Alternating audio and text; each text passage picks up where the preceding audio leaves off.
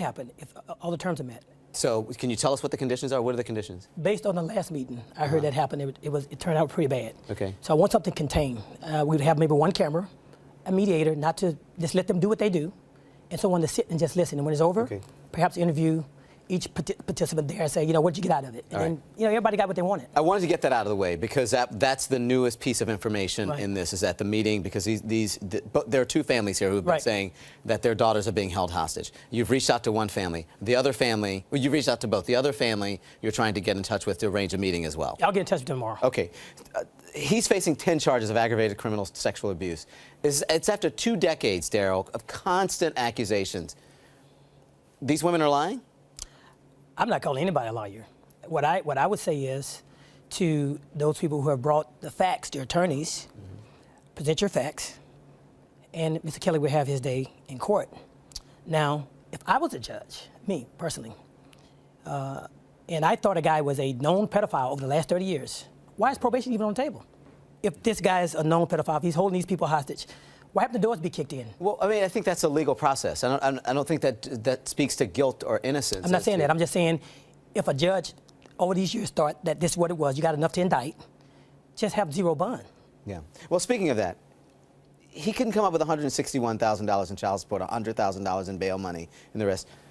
Who came up with that money? Let me say this first. Mr. Kelly walked into court with $60,000. It was about those children. That's what they said. He said, Judge, I have 60 grand. They said, nope, we want 161, 637.18. That's what we want. Not a penny less. He went to jail. But it was about the kids. If it's about the kids, you can get those kids to $60,000 and then you work something out. They didn't want that. So who came up with the money? Fans. Fans? Fans came up with the money. So no one you know personally? I don't know anybody. He knows personally? Yeah, plausible deniability. I know nothing. And does he know who it is? I don't think he knows. Okay. So after all these years, when you think it's a remix to Ignition, all of these songs, right, that he has, R. Kelly can't come up with that amount of money? You know what? R. Kelly's made millions. Michael Jackson made billions. He died broke. Whitney Houston, from what I understand, Tyler Perry had to fly her body and pay for her funeral. This is what I understand. Now, this is what I heard. And so things happen. I mean, things happen. You know, R. Kelly he said, you know, he doesn't read that well. He said that, you know, he's not the best writer. So he mismanaged his money. He spent it all. I'm not going to say he spent it all. A lot of people took advantage of him, too. Okay. So you set up this interview with Gayle King, and we all saw this moment right here. I want you to look at this. Y'all killing me with this. I gave y'all 30 years of my I hope this camera keep going. No, we're going to let the camera keep rolling. This doesn't even make sense. Why would I hold all these So women? What do you think of that? Is R. Kelly in control of himself as this crisis person? What do you think of that moment in the interview?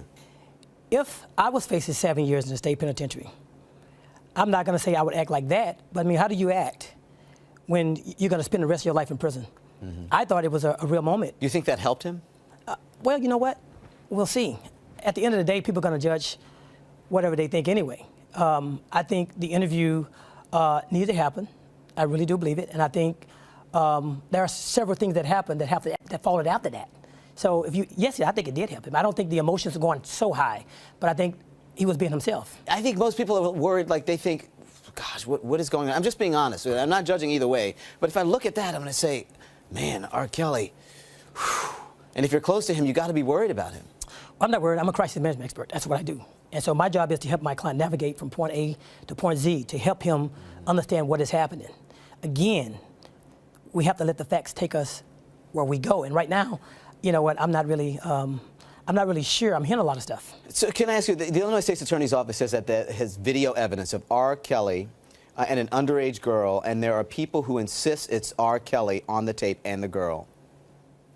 It's called discovery.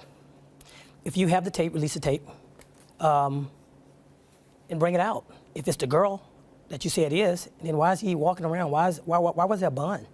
I wouldn't have given him a bond. I'm just a practical thinking person. The families of all these women who say they're being held against their will, R. Kelly has brainwashed them into staying with him. Why would he engage in a relationship like that? Does he have any responsibility, you believe? Let me say this to you.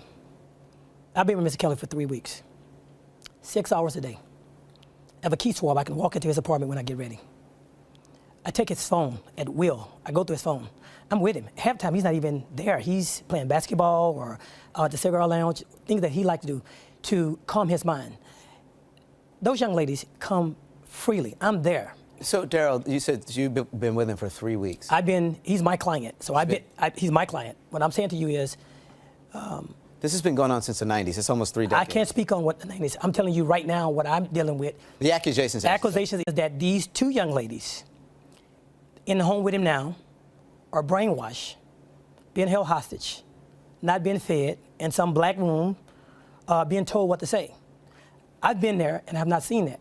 So everyone wants to know about the underage girls, right? And then he says, well, it's never, he said it wasn't underage girls, it was just he likes women, right? But Aaliyah was 15, or some folks say 14.